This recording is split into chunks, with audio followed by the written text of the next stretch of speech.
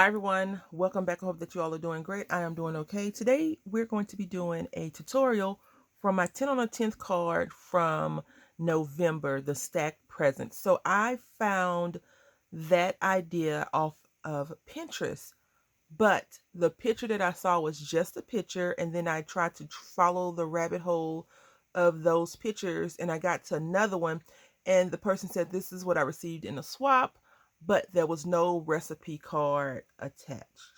It didn't even say who it was from. So I'm assuming recipe means steps or what was used. So I decided to try and figure that out. And I did it on one of my Facebook lives. So thank you, Samara, for sticking it out with me and encouraging me to not give up.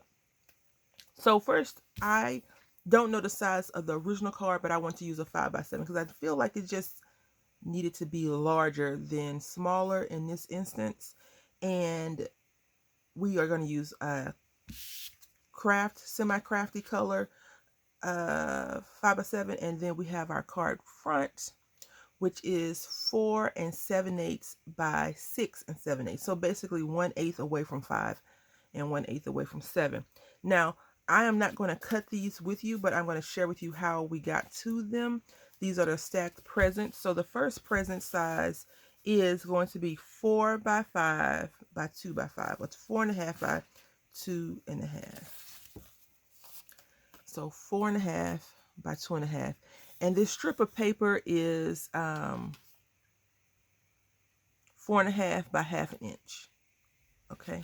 And what I did is I just took the paper, I tried to find a color that semi-matched it, and I just glued it across the top. So that's the first one. The second strip, or the second present, is 4 inches by 1 7/8. So 4 by 1 7/8 will go here. And then the third present, I had initially made it 4 because, you know, sometimes you want to be extra, but it didn't fit. It was too big, and I didn't want to have to go back and ruin more paper. The last one at the top is going to be 3.5 by 1.5, and we'll use this one. And all of the box lids on the presents are all the exact same width as the card itself, the present itself, and the height is 1/2 inch on all of them. Okay. So now what I do is I get them all lined up how I want them to be. And then this is going to be at the bottom, middle, top. And I just take some glue and some tape, and I put it in the middle of that. When I was making the cards, originally I ran out of the red ribbon, as I stated in my 10 on the 10th video. So I went to the black one, and the black is not double-sided, and it's single-sided, so it can be a little bit hard to make a good bow, but we're gonna get there, right? So here we go. And this is the back, so I'm just putting a little bit of ribbon to hold it underneath.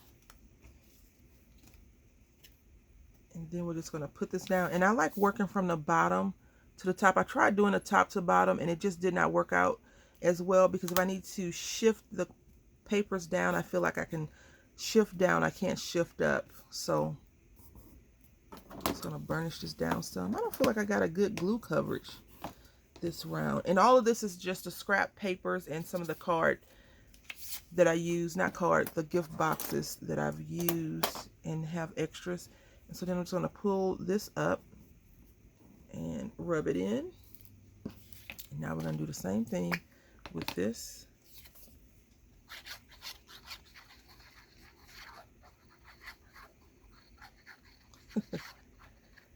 And put it down. You want to try to keep these as center as possible. You know, my center is not going to be your center, even though it probably should. But, you know, if you're a crooked cutter or crooked line drawer, you know that it may not match up. And I'm just going to take some glue, because it's sticking up right here, which is going to drive me crazy. I try to get good edge coverage, but I don't want the glue like super seeping out, so I don't have to keep wiping it off. So if you're more comfortable with using adhesive, adhesive might work better, but I prefer the glue. I've been using a lot more glue in some of the projects, and I think I just need to find a happy balance with the glues and adhesives. I think I found it, because this glue right here doesn't dry wavy if you don't use a whole bunch of it. You know, a lot of the glues are water-based glues, so you have to be careful with that. Okay, so now with this piece, I'm just going to pull up the ribbon. See how much I want to cut off. You don't really want to cut a lot off, but you want to give the illusion that you have this set of presents super secured when you know you really don't. It can fall apart at any minute. I've had packages like that were like glued, not glued, strung together with a string, baker's twine, and they've fallen out. So, yeah. You know, sometimes when you try to, well, for me, when I decorated the house, or even at work, we would use fake presents. Like we just get boxes of copier paper, empty copier paper boxes, and wrap them up in Christmas wrapping paper. Because no one's going to put a real present in the open where public people can see and steal them, right? So you create the illusion. Even like some companies have door decorating contests, and I worked in the hospital, so we did one where we've had Santa coming down the chimney, and we had presents. So, you know, the door was like a 3D door, which is really cool. So just burnishing this down. And now we're going to make our bow using the same exact ribbon. And I mentioned the lady that shows you how to do the bow in a long time ago video. I don't remember her name or her channel, so I do apologize, but it's pretty okay to create the bow. If you do have like dexterity issues or problems, then you probably have already figured out that you can just buy bows already prefabricated from somewhere, and or you have some type of bow making magic, right? So I'm just pulling and adjusting and tightening in that, and then I'm going to stick my finger in here and hope for the best. Yep. There we go.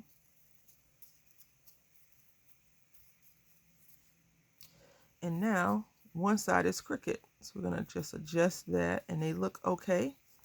We're not going for, oh my goodness, this is the most perfect bow I've ever seen. We're going for, let's not frustrate ourselves because the bow is not coming out as perfect as the other bow you might have made last week. So I just took the scissors and cut it at an angle. And now we're going to manipulate it just a little bit more and pull it. I don't like to mess around with the bows once I have them pretty decent. I want them to be done, because, you know, if you start fooling around with your bow, it's going to come apart.